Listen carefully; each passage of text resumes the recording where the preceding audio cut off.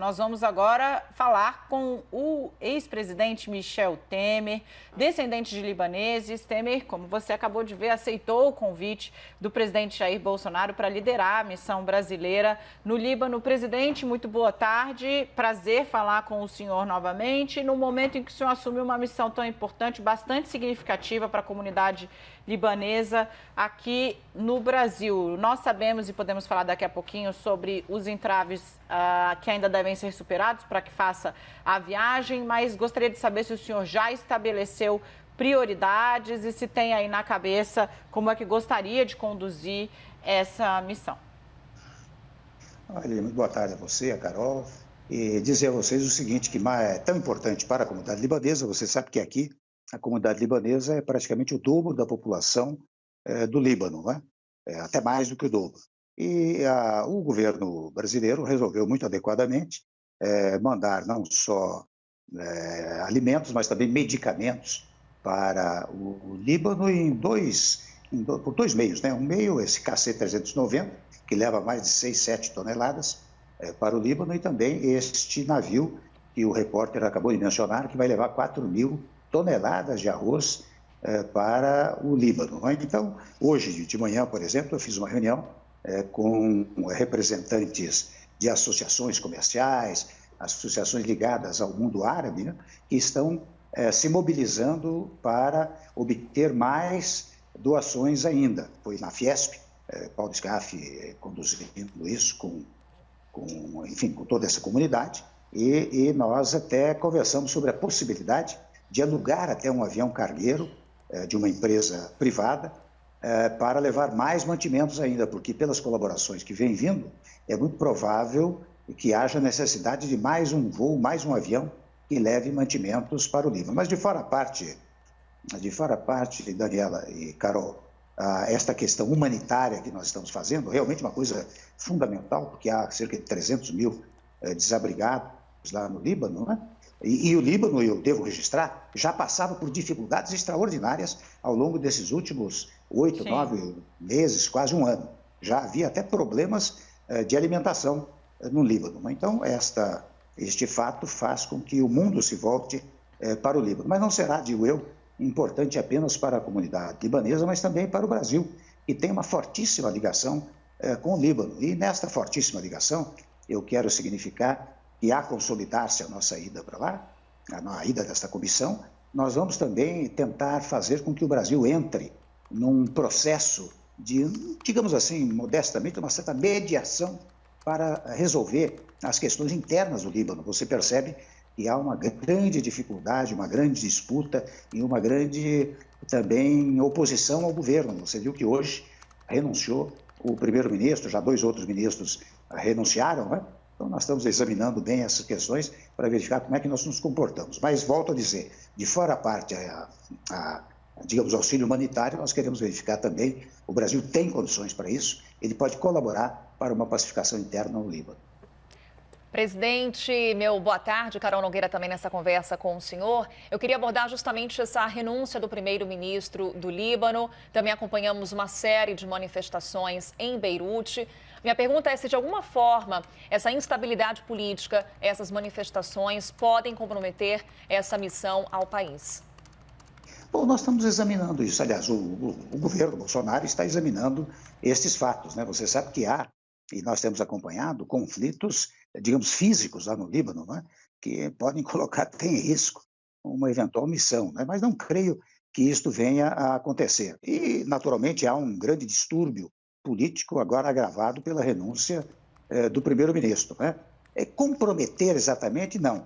Talvez seja o caso de verificar a oportunidade desta ida, nada mais do que isso. Mas que o Brasil estará presente lá, eu tenho certeza, seja a partir de quarta-feira ou a partir de outro dia, mas estará presente no Líbano, cumprindo essa tarefa humanitária e essa tarefa política. Perfeito, presidente. O senhor chegou no ponto que eu gostaria de explorar, que é a possibilidade de uma atuação mais incisiva na questão política, levantada aí pelo senhor. Seria, inclusive, um momento de talvez dar uma... Não consigo achar uma expressão melhor, o senhor certamente teria, já que carrega um dicionário dentro da cabeça, mas dar uma limpada na barra do Brasil no que diz respeito à política internacional. O país vem sendo, por conta de posições de alguns integrantes do governo Jair Bolsonaro, muito criticado no exterior. Como é que se daria... Qual é o espaço que há para o Brasil ocupar aí esse papel, para exercer esse papel de pacificador, uma espécie de missão de paz na política também do Líbano, bastante convulsionada? Você veja, Daniela e Carol, eu estive 2 vezes no Líbano, uma vez como presidente da Câmara dos Deputados e outra vez como ainda vice-presidente da República. E tenho as melhores relações com as autoridades do Líbano, sempre me receberam, como recebem todos os brasileiros, muito carinhosamente. E eu acho que o presidente Bolsonaro teve esta visão internacionalista que você está mencionando, né? No sentido de fora a parte a proposta humanitária, né? Mas também ter esta visão de que talvez o Brasil possa exercer uma atividade internacional. Não sei se é exatamente para limpar a barra ou não, mas certo e seguramente, se o Brasil conseguir, numa ida, em 2 idas, 3 idas, né? Conseguir realmente ajudar a composição interna do Líbano, nós faríamos uma grande coisa, porque vocês sabem que lá o governo é exercido por confissões religiosas, né? O juiz, o presidente é maronita, o primeiro-ministro é sunita e o presidente do parlamento é xiita. Então, esta composição que se faz indispensável no Líbano no presente momento, né? Eu acho que com o auxílio mundial, porque veja que não é só o Brasil que está fazendo isso, a França e todos os países estão colaborando com esta fórmula de alimentos, medicamentos e até materiais, né? Porque eles precisam muito lá, eu soube hoje pela manhã, de vidros e de madeira, né? Porque Sim. Os vidros foram quebrados, as madeiras, as janelas danificadas, né? Então, isso tudo vai ajudar a reconstrução de Beirute. E não só a reconstrução material, mas creio que é possível. E acho que o presidente Bolsonaro, o governo, está empenhado em ajudar esta pacificação. No que eu puder colaborar, pelas relações que lá tem, eu colaborarei. Presidente, muito se falou sobre a sua relação com o governo Jair Bolsonaro, inclusive tema de entrevista aqui no CNN 360. E quando foi feito esse convite, ali vimos uma concretização desse movimento, dessa conversa. É isso, presidente? Esse convite para o senhor liderar essa missão ao Líbano vem como uma concretização dessa proximidade com o presidente Jair Bolsonaro?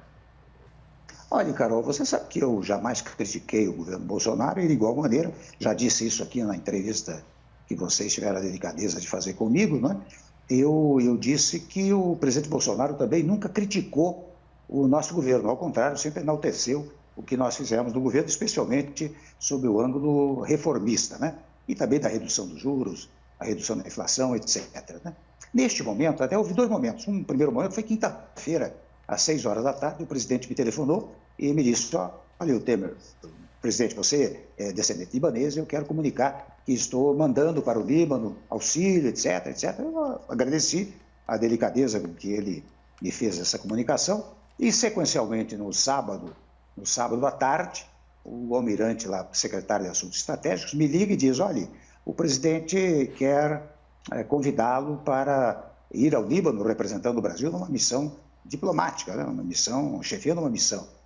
Eu fiquei surpreendido, mas claro que me senti honrado com a designação, né? Ele, em seguida, me disse: olha, 1 hora depois, me telefonou, disse: olha, então amanhã o presidente, numa reunião internacional, via ONU, né, ele vai comunicar o auxílio que dará ao Líbano e a sua designação para esta missão específica ao Líbano. Como, respondendo objetivamente à sua pergunta, nunca houve, digamos, nem agressão minha ao governo dele, sem embargo de eu fazer observações, e observações as mais variadas, né? E também nunca houve críticas. Eu tenho a impressão que ele resolveu, não acho, viu, que tenha sido um gesto inadequado, é um gesto até, diria, muito civilizado, porque você sabe que nos Estados Unidos, não é sem frequência, ao longo do tempo, que ex-presidentes são designados por presidente para as missões dessa natureza, né? Então, eu acho que ele fez um um gesto muito adequado na chamada política internacional. Presidente, eu vou insistir um pouquinho nesse tema por um outro lado, falando sobre, bom, o senhor tem uma trajetória muitíssimo importante dentro do MDB, partido do qual é fundador, trabalhou, chefiou, presidiu durante 2 décadas, presidente? Foi isso? 15 anos. Pois uma década bem. e meia. Pronto.